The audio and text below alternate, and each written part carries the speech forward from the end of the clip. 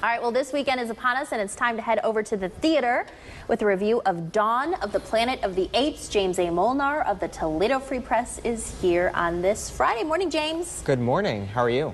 Excellent. Appreciate you being here. Planet of the Apes, that's one that's been around a long time, right? Yeah, the first movie came out in 1968, and this one is kind of back in theaters. This one's more of a prequel slash, we kind of saw this as a kind of a new series franchise that launched 3 years ago, starring James Franco, you may remember. And it kind of blew critics and viewers out of the water because it was so good. Expectations were pretty low, and I have to say this one kind of continues that trend and gives us a really enjoyable movie. Now, you would think that a movie about talking apes would kind of be weird, and because a lot of it's all CGI, it wouldn't look very good, but this one, I can attest, looks phenomenal. They have Andy Serkis playing kind of the lead role here of Caesar, the ape, and with performance capture technology from Weta, which is kind of the digital arm that Peter Jackson helped form, especially for the Lord of the Rings franchise.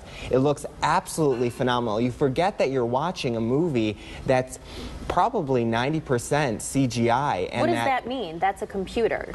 Yeah, so it's all computer generated. So you have these apes, they're not real, but they look so real. It's like you're watching a documentary about talking apes. So then the actors have to basically do all this pretending that these apes are really there, yeah? Yes, and also with performance technology, Andy Serkis will be standing in the room sometimes with them, and they'll capture kind of his acting and translate it into the animation. And the other interesting thing about this movie is about 75% of this movie is all ape.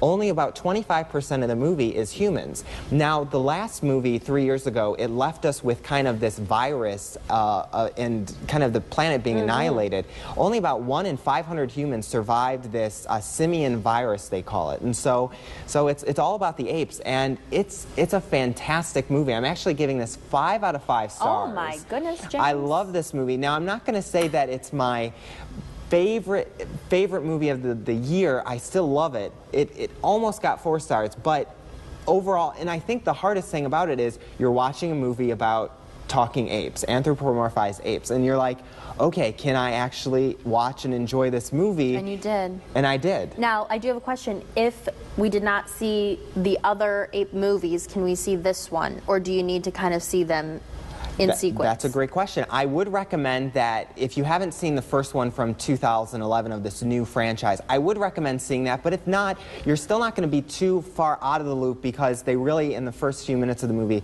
they kind of catch you up on what's going on. Gotcha. So, but overall, I think people will really enjoy this movie, and visually, it's just a stunning movie. All right, 5 out of 5 stars there. Also, you have another movie you want to tell us about this weekend? Yes, there's a comedy coming out starring Mark Ruffalo, Keira Knightley, and Adam Levine even makes an appearance in this movie, and it's from Irish writer and director John Carney, who brought us Once a few years back, the great kind of rom-com music comedy that was in theaters. So romantic comedy, that's what we're talking about? Yep, and so I think if you don't want to see an action movie, that one could be a good movie for you to see. So 2 great choices at the box office this weekend. All right, we'll check those out. Thank you so much, James. Appreciate you being here.